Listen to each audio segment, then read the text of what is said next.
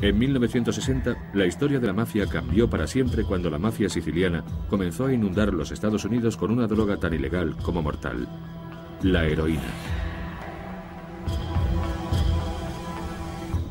La heroína convirtió a la mafia en una organización a escala mundial y le hizo ganar mucho dinero. Sin embargo, también sembró las semillas de su propia destrucción. En las calles de los Estados Unidos se produjo una guerra entre una nueva raza de despiadados mafiosos y un nuevo tipo de policías dispuestos a arriesgarlo todo para infiltrarse por primera vez en la mafia. Se trataba de una lucha en la que estaban en juego miles de millones de dólares, millones de vidas e incluso el futuro del país. A finales de los años 60, la drogadicción y la delincuencia aumentaban en las ciudades estadounidenses. El gobierno tenía que hacer algo al respecto. En 1971, el presidente Nixon declaró la guerra a las drogas. Un año después, la imposición del cumplimiento de la ley ganó una importante batalla al desarticular una red de tráfico de narcóticos conocida como French Connection, que operaba desde Marsella. Los laboratorios franceses estaban suministrando a Estados Unidos tal cantidad de drogas que su colapso tuvo como consecuencia una verdadera escasez de heroína en las calles. Lo que nadie sospechaba era que este éxito traería consigo un desastre. Con la desintegración de la red conocida como French Connection, se estaba abriendo una puerta de manera indirecta a otra mafia muy peligrosa: la mafia siciliana. Durante los años siguientes, rellenaría el vacío del mercado y forjaría una relación con uno de los más temidos mafiosos de Estados Unidos, Carmen Galante. En 1974, 2 años antes de la desaparición del Frente de Marsella, Carmen Galante salió de la cárcel con la intención de inundar Estados Unidos de heroína y convertir así a la mafia en una compañía de narcóticos a escala mundial. Galante formaba parte del clan de los Bonanno. Tenía un largo historial de tráfico de drogas y también fama de tipo duro. Un incidente en la cárcel de Lewisburg, donde cumplía condena por tráfico de estupefacientes, refleja el tipo de persona que era. Él estaba en una sección donde se encontraban algunos de los presos más peligrosos, como asesinos, descuartizadores. Y un día, cuando el resto de internos hacía cola para utilizar el teléfono, fue hacia el teléfono y dijo al que lo estaba utilizando: "Fuera de ahí". Esto, rodeado de negros, a los que nadie se atrevía a tocar un pelo. Cuando Galante salió de la cárcel, los Bonanno estaban en crisis. Sus líderes estaban o bien exiliados o en prisión. Sin contendientes con los que competir, este hombre tan peligroso se convirtió en jefe de los Bonanno. La prioridad de Galante era reactivar el tráfico de la heroína. En tan solo 5 años, la mafia estadounidense se transformó. Consiguió amasar grandes fortunas y se hizo mucho más violenta. Galante estaba ahora en la posición perfecta para impulsar el mercado de la droga a los niveles que había conseguido en su momento el Frente de Marsella. Era el jefe del clan de los Bonanno e hizo que el tráfico de heroína se dirigiera hacia Sicilia, donde él tenía sus raíces. Galante nació en Nueva York, pero su familia procedía de la localidad de Castellammare del Golfo, en el noroeste de Sicilia. Los sicilianos habían emigrado a los Estados Unidos hacía 100 años. Sin embargo, muchos de sus descendientes mantenían fuertes vínculos con su tierra natal. Galante no era una excepción. Su plan era explotar sus vínculos con la mafia siciliana para dominar el mercado de la heroína estadounidense.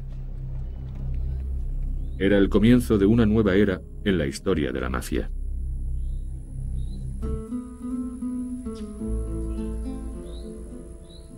Hasta entonces, la mafia siciliana y la estadounidense habían actuado de forma independiente. Con el Frente de Marsella desintegrado, la mafia siciliana decidió llenar el vacío del mercado. Y no había otro mercado más grande que el estadounidense. Los sicilianos organizaron un sistema de contrabando verdaderamente sofisticado. los proveedores pakistaníes enviaban por barco la morfina parcialmente refinada y llegaba a las costas de Sicilia, desde Asia vía Turquía. Un transmisor colocado en el fondo del mar alertaba a los mafiosos sicilianos de que el barco cargado de drogas había llegado.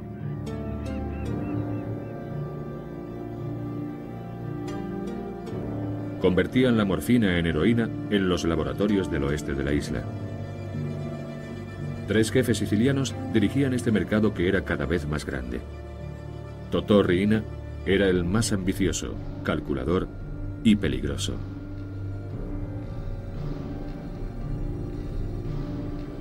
Riina planeó reorganizar la mafia siciliana cuando Galante comenzaba a provocar alboroto en Estados Unidos.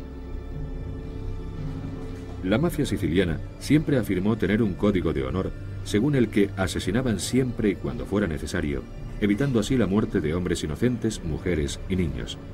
Sin embargo, Riina ignoró estas viejas normas. Totò Riina siempre fue una persona muy ruidosa. También era muy violento y construyó su imperio valiéndose del terror.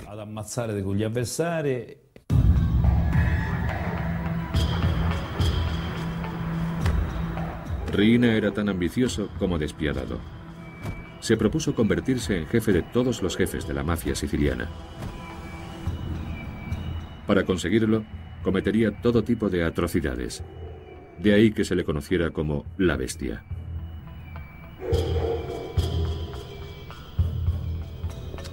A principios de los años 70, sus laboratorios producían toneladas de heroína. Y todo lo que se producía se tenía que vender. Al otro lado del Atlántico, Carmen Galante y la mafia estadounidense se dieron cuenta de que podían ganar mucho dinero vendiendo la heroína de Sicilia. Sin embargo, existía un problema. A lo largo de su historia, la mafia de los Estados Unidos había jurado no traficar con drogas. La mafia de Chicago era una de las que más se oponía al tráfico de drogas. Siempre supimos que el tráfico de drogas era un negocio sucio e inmoral, del que era muy difícil salir. Era una especie de tabú. Para el AMPA de Chicago, no había ninguna necesidad de traficar con drogas si se podía ganar dinero de otras maneras más aceptables. En los años 70, la mafia de Chicago envió a Frank Culota a Las Vegas para asegurarse de que nadie tonteaba con sus rentables casinos.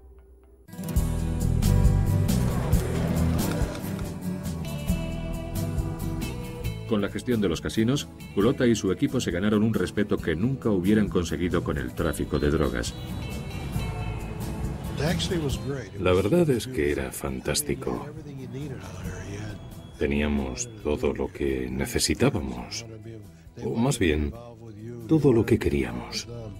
La gente nos envidiaba y nos trataban como reyes en todos los sitios. Nos respetaban, bueno, creo que nos respetaban, aunque quizás era más respeto que miedo. Sin embargo, para otros mafiosos fue muy duro resistirse a las enormes cantidades de dinero que aportaba la heroína. Estaba claro que Dominique Montiglio, que creció en las afueras de Brooklyn, iba a formar parte del clan de Nueva York, conocido como los Gambino. Montiglio traficó con drogas para la mafia durante muchos años.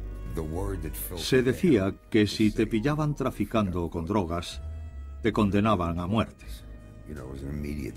Decían eso para que hiciéramos todo lo posible para que no nos pillaran. Por entonces, creo que toda la mafia traficaba porque había mucho dinero por medio. Los mafiosos no querían que se les viera traficando con drogas, pero sí querían hacer dinero con ellas. No había grandes razones morales por las que no quisieran traficar con heroína. Y al mismo tiempo, la gran cantidad de dinero que se movía en torno a ella era muy atrayente. Los clanes de Nueva York sabían que traficar con drogas llamaría la atención de las autoridades, pero era un riesgo que merecía la pena correr. La mafia estadounidense se dedicó en secreto al tráfico de heroína y en poco tiempo hicieron más dinero del que podían haber imaginado. Lo peor es que hay una nueva epidemia de heroína en los Estados Unidos. Cuando la heroína de Sicilia empezó a circular por Estados Unidos, la adicción a dicha droga aumentó. Al final de la Segunda Guerra Mundial, Estados Unidos tenía alrededor de 20.000 adictos a la heroína, y a mediados de los años 70, más de 500.000.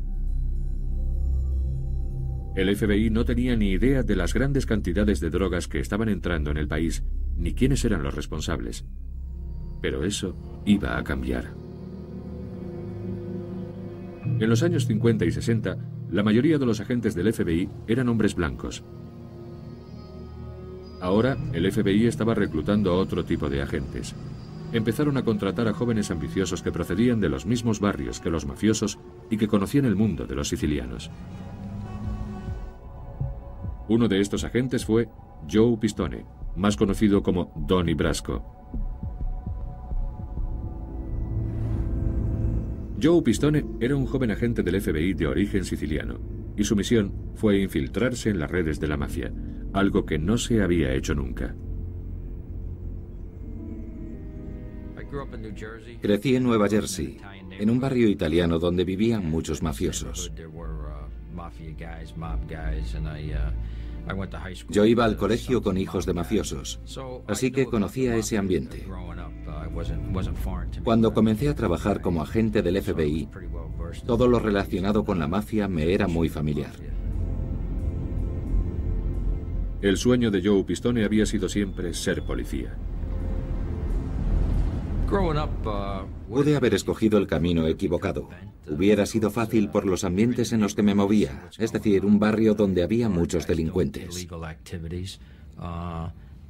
Pero ni siquiera me lo planteé, ya que mis padres eran muy estrictos, y si hacía algo malo, mi padre me castigaba con unos buenos azotes.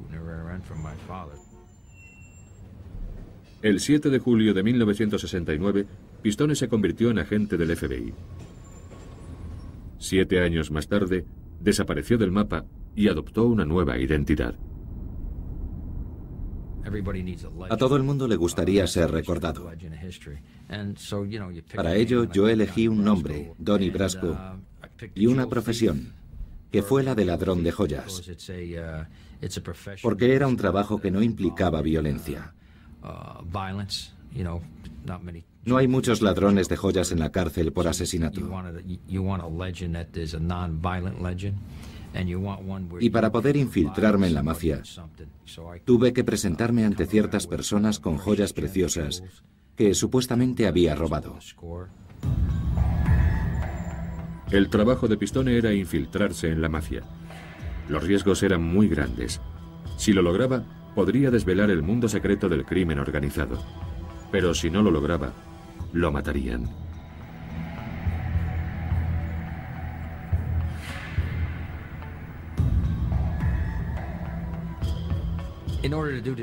Para este tipo de trabajo secreto, se tiene que tener mucho valor. Y también ser muy fuerte emocionalmente. En mi caso es muy difícil saber cuándo estoy nervioso. Siempre pensaba que lo peor que me podía pasar era que me mataran. Eso es todo. El FBI quería conocer la mafia por dentro. El jefe de los Bonanno, Carmine Galante, fue su primer objetivo.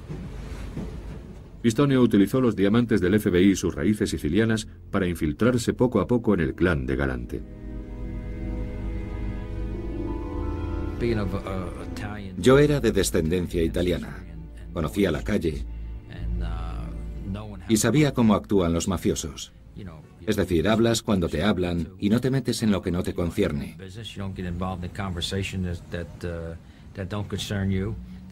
No es tan fácil introducirse en ese mundo. Hay que tener paciencia y hacer las cosas bien.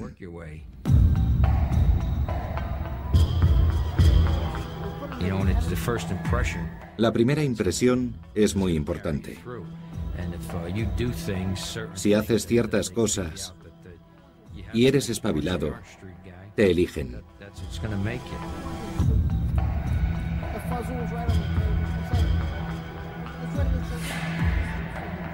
En marzo de 1977, Pistone empezó a merodear por el territorio de los Bonanno. Pronto se hizo notar entre los soldados de la mafia.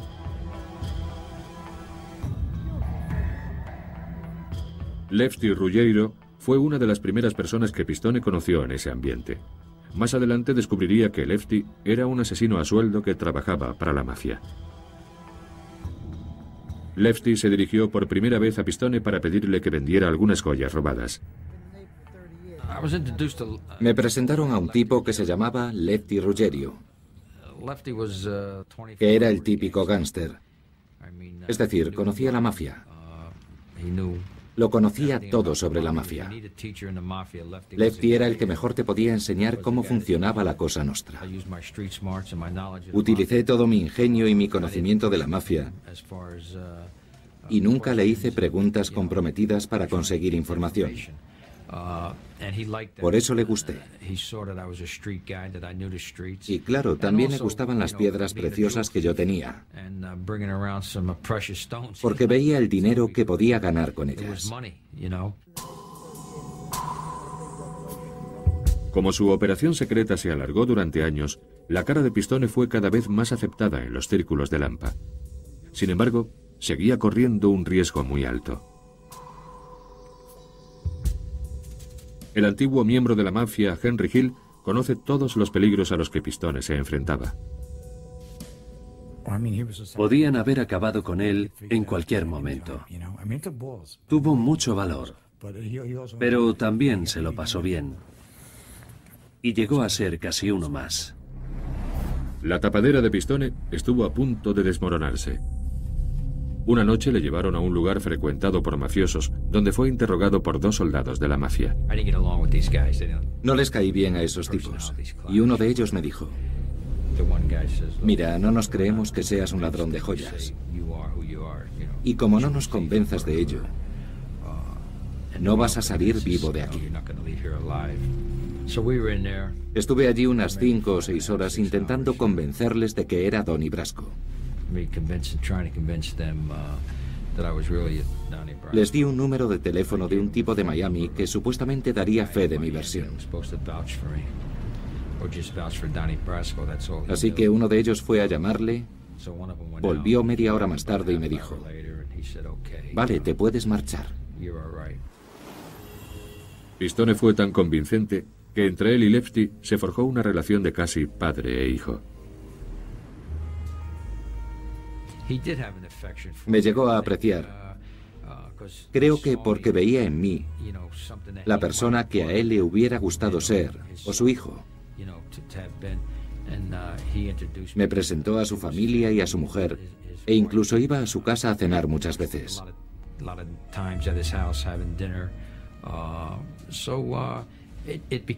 Era mucho más que una relación de mafiosos.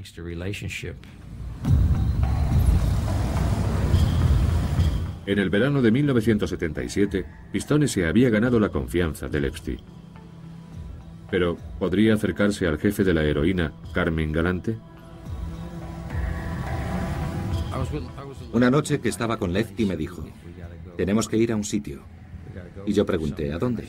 Y él contestó: te lo diré cuando lleguemos allí. Galante estaba reunido allí y nuestro trabajo consistía en quedarnos fuera del edificio y asegurarnos de que todo fuera bien, de que no ocurriera nada. Estábamos protegiéndole. Esta fue una gran oportunidad para Pistone. Pregunté a Lefty: ¿podemos entrar? Y él contestó: ¿estás loco? Por supuesto que no puedes entrar ahí. Ni siquiera podrás conocerle. Nadie puede conocerle. Tenemos que quedarnos aquí hasta que nos digan que nos marchemos. Fue muy emocionante. Se me pasaron muchas cosas por la mente. Pensaba que si me mataban, creerían que yo era un mafioso en lugar de un agente del FBI. Si me hubieran matado entonces, hubiera sido el agente del FBI que consiguió estar más cerca del jefe. Pistone no se acercó tanto como quería a Galante, pero sí consiguió importante información sobre la operación que se estaba llevando a cabo. Antes de que Pistone trabajara como agente secreto, el FBI tenía cierta información sobre la mafia. Ahora, por primera vez, un agente del FBI iba a ser capaz de confirmar esa información.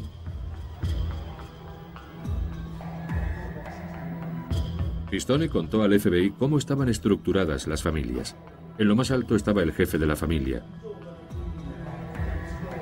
Trabajando directamente para él, había un subjefe y un consejero conocido como consigliere. En el nivel más bajo estaban los capos, que dirigían un equipo de 5 o 10 soldados. Siempre había varios niveles entre el jefe y los soldados y los delitos que cometían, por lo que era prácticamente imposible condenar a los jefes de las familias. Conseguir esta información fue fundamental en la guerra contra la mafia, pero fue solo el comienzo. Pistone también descubrió el secreto del meteórico ascenso de Galante en la mafia de Nueva York. Joe nos contó algunas cosas sobre los sicilianos que trabajaban en los Estados Unidos. Según él, se utilizaba a los sicilianos del clan Bonanno para cometer delitos, tráfico de drogas, etc. Fue una revelación increíble. Conocí a algunos sicilianos que eran miembros de la mafia siciliana. Pero estos sicilianos tenían su propia camarilla aquí, en los Estados Unidos. Galante había importado un ejército privado de despiadados mafiosos. Los hombres clave que Galante trajo de Sicilia fueron Cesare Bonventre y Baldo Amato.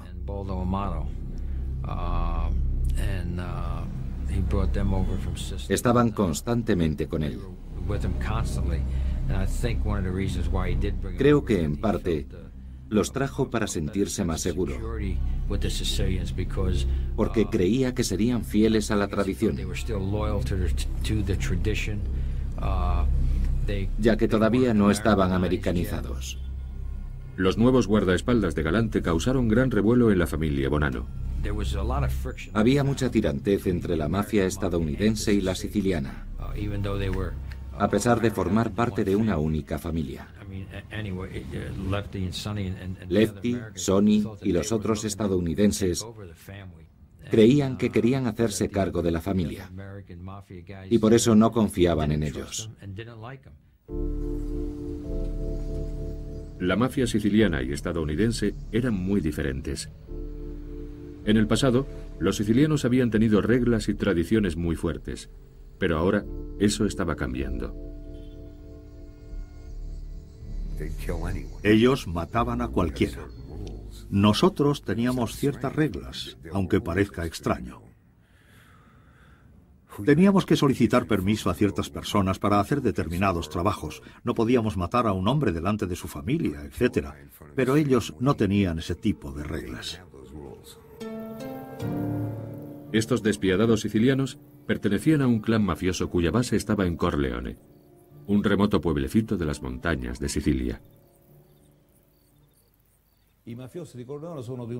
Los mafiosos de Corleone eran tipos muy duros. Posiblemente la vida en el campo les había entrenado para ello. No les asustaba ni la cárcel ni la muerte. Y siempre eran fieles a sus jefes. Los mafiosos de Corleone habían llegado a lo más alto de la mafia siciliana mediante el incumplimiento de las reglas y matando sin pedir los permisos necesarios.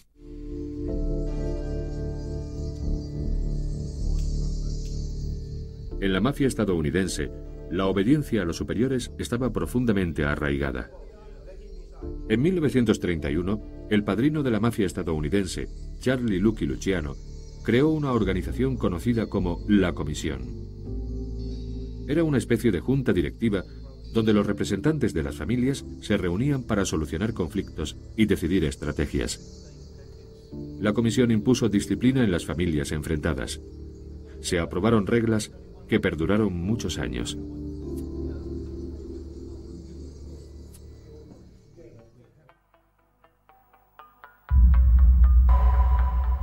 Una de esas reglas fue que no se podía matar a nadie sin el permiso del jefe del clan.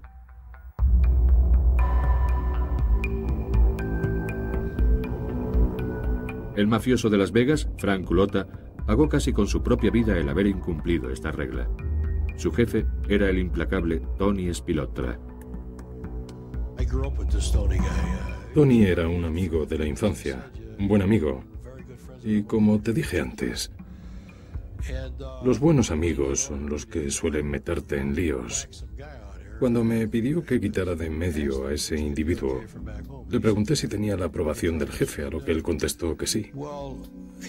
Me prometió que la tenía. Sin embargo, no era cierto. Y claro, después nos pidieron explicaciones. Matar a alguien sin la autorización de Chicago significaba saltarse las reglas, y el castigo era la muerte. Tony Spilottra echó la culpa de dicho asesinato a su amigo Frank Culota. Mintió. Se quitó el muerto de encima, porque sabía que si admitía haberme hecho ese encargo, le pegarían un tiro en la cabeza. Así que me echó la culpa a mí, a su mejor amigo. Nos conocíamos desde pequeños. Limpiábamos botas juntos cuando teníamos 12 o 13 años. Siempre me decía que yo sería su hombre de confianza. Y de hecho lo fui. Sin embargo, me vendió para salvarse. Al poco tiempo, Tony Spilottra y su hermano fueron condenados a muerte por la mafia.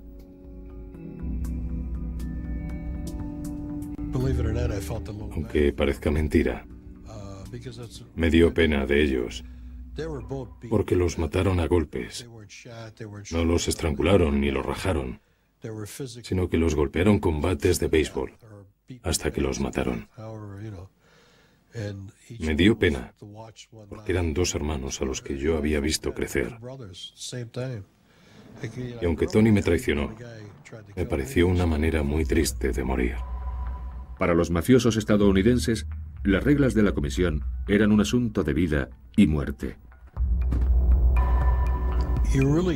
No puedes confiar en nadie. Tus mejores amigos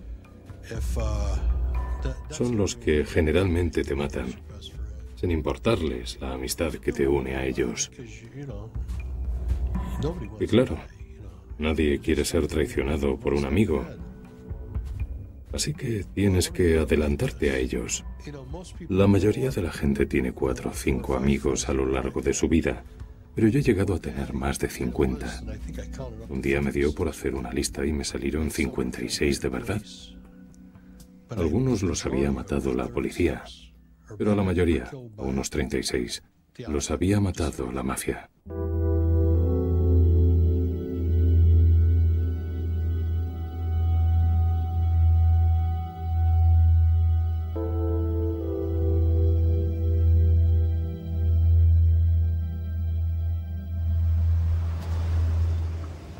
A Carmine Galante no le preocupaba ni la comisión ni sus reglas. Para él, la mafia estadounidense era demasiado blanda y estaba convencido de que sus conexiones sicilianas le harían invencible. Había ciertas ventajas en las alianzas con la madre patria. Al principio, era algo que pasaba inadvertido, pero con el tiempo, el resto de mafiosos empezó a sospechar y a preguntarse por qué estaba trayendo a tantos sicilianos. Y se dieron cuenta de que estaban traficando con heroína y de que no podían controlar a los sicilianos. Los sicilianos sacaban clandestinamente del país la heroína. Y con ellos, Galante se aseguraba un lugar privilegiado en el negocio de la heroína. Tenía planes en el negocio de la heroína para los que le convenía estar asociado con los sicilianos. Dirigía ese negocio. A finales de los años 70, la mafia siciliana dominaba el mercado de la heroína. Las ganancias que se hacían en las calles estadounidenses estaban alcanzando los 20.000 millones de dólares, 150 millones de euros anuales. Galante intentaba embolsarse ese dinero. Había que hacer algo. Era un hombre muy avaro. Los Bonanno podrían haberse beneficiado del tráfico de estupefacientes también. Pero Galante no estaba dispuesto a compartirlo con nadie, ni siquiera con los miembros de su propia familia. Era muy egoísta y quería controlarlo todo: las familias, los negocios, etc. Y nadie se atrevía a decir nada al respecto. Galante tenía enemigos muy peligrosos, porque se creía el jefe de toda la ciudad. Todo el mundo era consciente de que se avecinaba una gran tormenta. Si hubiera conseguido lo que se proponía, se hubiera producido una gran guerra entre clanes. Para los jefes de la mafia, los problemas causados por Galante se estaban agravando. Únicamente la comisión tenía la autoridad para actuar, pero lo haría de forma violenta. Galante tendría que desaparecer. El 12 de julio de 1979, Carmine Galante fue a almorzar al restaurante de Joe y Mary en la avenida Knickerbocker, en Brooklyn. Era uno de sus restaurantes preferidos. Su primo era el dueño, así que se sentía seguro allí. Le acompañaban dos de sus leales guardaespaldas sicilianos.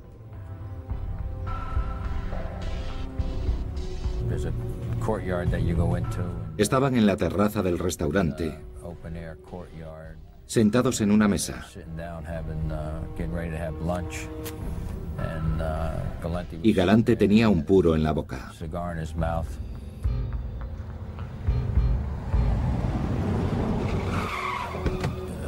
Y de repente un coche para en la puerta. Salen de él 3 hombres, entran en el restaurante y empiezan a disparar.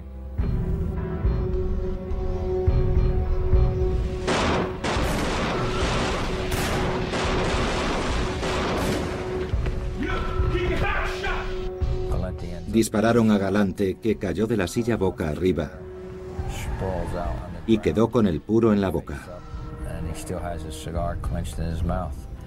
Así mataron a Galante. Esta era la noticia de primera plana que apareció en todos los periódicos de Estados Unidos. El meteórico ascenso de Galante termina en un charco de sangre.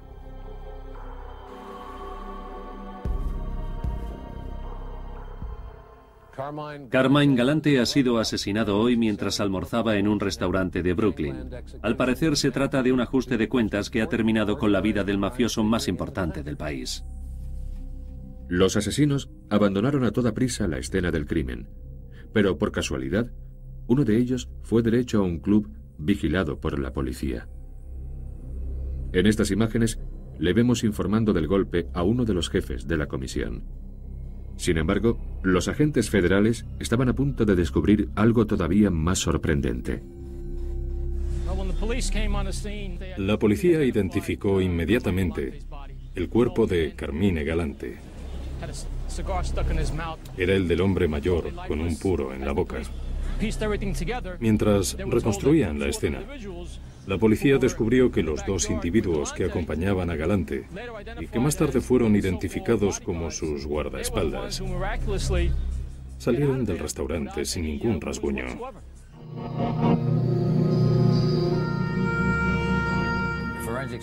Los forenses encontraron balas de 5 calibres diferentes en el cuerpo de Galante, lo que indica que fue disparado por 2 armas más.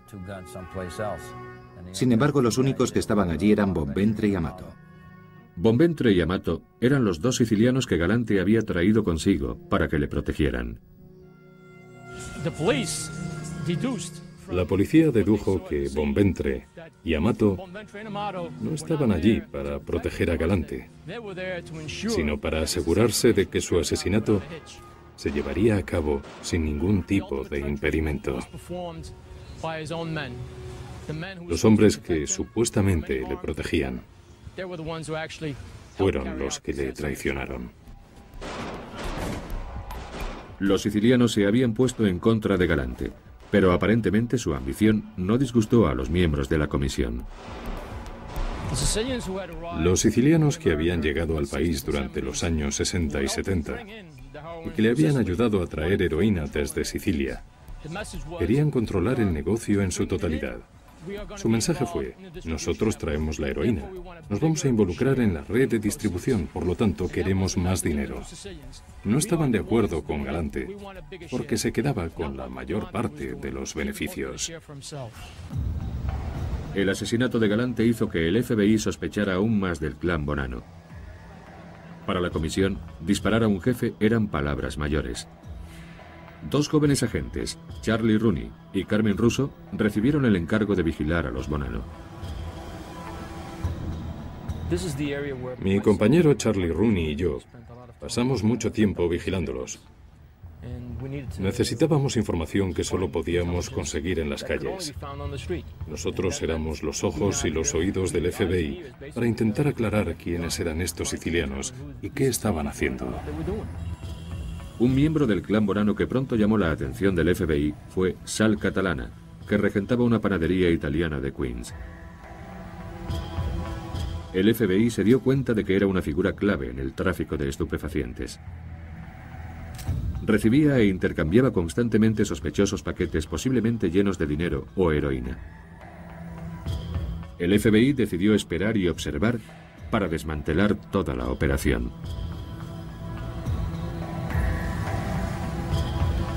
Entre otras cosas, el FBI quería descubrir cómo habían estado introduciendo la heroína en los Estados Unidos todo ese tiempo. Durante los 5 años siguientes, la vigilancia de Russo y Rooney se convirtió en la mayor operación de la historia del FBI. Finalmente, después de grabar y traducir más de 55.000 cintas, un equipo de 400 agentes descubrió cómo la mafia introducía la heroína en los Estados Unidos.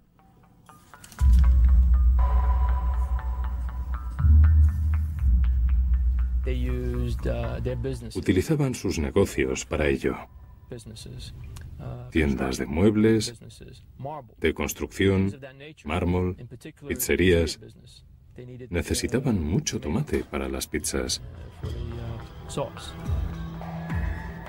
La mafia se había hecho con pizzerías por todo el país y ofrecían la gestión de las mismas a inmigrantes sicilianos.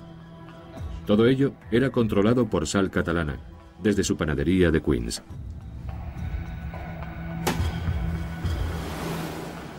Estas imágenes muestran algunos de los restaurantes implicados en el caso conocido como Pizza Connection.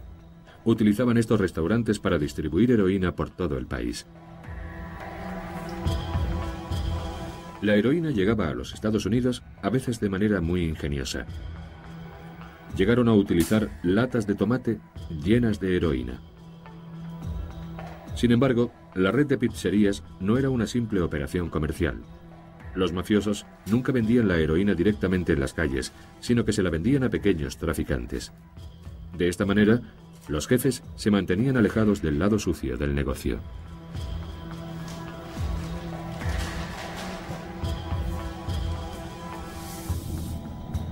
Las pizzerías tenían otra utilidad. Catalana y sus empleados podían blanquear el dinero obtenido de la venta de la heroína. Se trataba de tapaderas muy inteligentes porque ¿quién iba a sospechar de una pizzería? Normalmente no se sospecha de un tipo que se dedica a hacer pizzas. El mafioso Henry Hill utilizaba las pizzerías para hacer las entregas. Era fácil.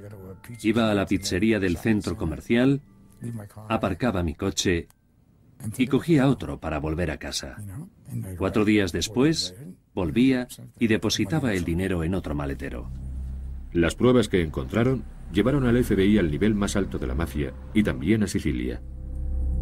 Salvatore Catalana estaba asociado con los mafiosos de Corleone, Sicilia, que eran los más poderosos. Salvatore Riina era el jefe de los mafiosos de Corleone. Salvatore Catalana tenía un único objetivo: la heroína que enviaban a Estados Unidos. Necesitaban gente de confianza para seguir con la actividad. El poder de la mafia siciliana y de su implacable jefe, Riina, se extendió hasta los Estados Unidos. No sabemos cuánto tiempo lo estuvieron haciendo antes de que los descubriéramos. Dimos con ellos por el asesinato de Galante. De otra manera, no nos habríamos fijado en ellos entonces. Mientras tanto, el agente del FBI, Joe Pistone, tenía que conseguir escapar con vida de su papel de infiltrado en la mafia. A pesar del asesinato de Galante, la peligrosa operación de Joe Pistone continuó durante 2 años más. Pero en 1981, su misión acabó de manera dramática. Sonny Black, jefe del clan de Joe Pistone, llegó a admirar al agente secreto. Por eso, Sonny decidió honrar a Pistone haciéndole miembro oficial de la mafia. Sin embargo, esto supuso un gran problema para Pistone, porque eso significaba que tenía que matar a alguien.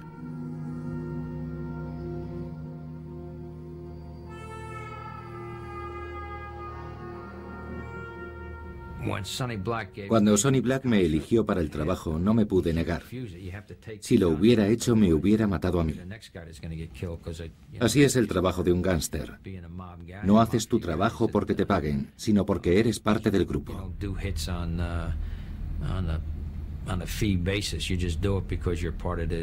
Así que acepté el trabajo. Y por suerte el tipo que tenía que liquidar estaba escondido, porque sabía que le buscaba. Pero tuve que ir a Florida y tuve que regresar a Nueva York, porque no di con él. En un golpe de destino, pidieron a Pistone que matara a uno de los hombres que había asesinado a Carmine Galante. Pero no le llegó a matar. El FBI no iba a permitir que un agente cometiese un asesinato. El 26 de julio retiraron a Pistone de la operación. El FBI informó a los contactos mafiosos de Pistone que este era un agente infiltrado del FBI. En estas fotografías se ve a los agentes del FBI abandonando un local del clan de los Bonanno cuando acababan de comunicar a Lefty Ruggiero que su amigo, Donnie Brasco, era agente del FBI. Las consecuencias de estas noticias fueron letales para los mafiosos. En esta foto, Sonny Black discute con su equipo el tema de los agentes infiltrados del FBI. Días después, desapareció. Al año siguiente encontraron su cuerpo cerca de Staten Island. Encontraron su cuerpo en una bolsa. Tenía las manos cortadas, como castigo por haberme permitido dar la mano a los mafiosos de más categoría. Estas fotos de Lefty fueron tomadas justo después de enterarse de que Pistone era agente del FBI. Sabía que tendría problemas. La mafia nunca le perdonaría un error así. Los Bonanno iban a asesinar a Lefty Ruggiero, pero el FBI lo descubrió y lo pusieron bajo custodia. Pistone presentó muchas pruebas contra Lefty, por lo que este fue condenado a 20 años de cárcel. Murió de cáncer el día de Acción de Gracias de 1995. Por lo menos no asesinaron a Lefty. Tuvo su merecido, la cárcel. Pero yo no convertí a Lefty ni a los otros en gángsters. Ya lo eran antes de que yo llegara. Y lo siguieron siendo cuando yo me fui.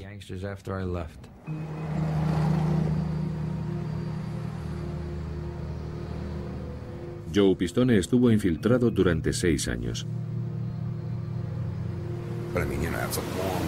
Es mucho tiempo para estar infiltrado, porque la mafia es muy capaz de matarte, cortarte en pedazos y tirarte por ahí. Sin embargo, los mafiosos llegaron a confiar en Pistone. Creo que ningún otro agente del FBI ha estado tan cerca de ser uno de ellos.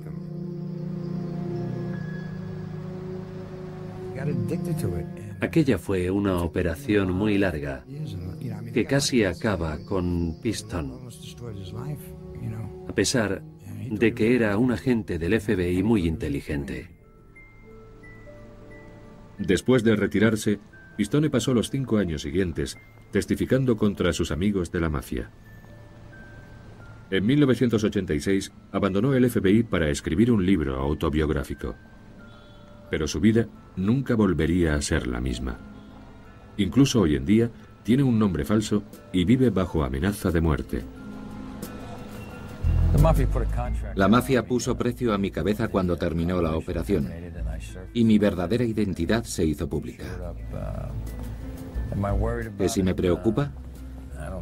Pues no pienso en ello a diario, pero sí tomo precauciones. Y si algún día me ocurre algo, ganará el mejor. Gracias al esfuerzo de agentes como Joe Pistone y Carmine Russo, la investigación conocida como Pizza Connection debilitó seriamente la mafia estadounidense. Tras años de enormes ganancias con los narcóticos, haría falta mucho más para pararles. Nadie hubiera podido imaginar que en años posteriores, un jefe de la mafia cambiaría todo el panorama y doblegaría a la mafia estadounidense y siciliana.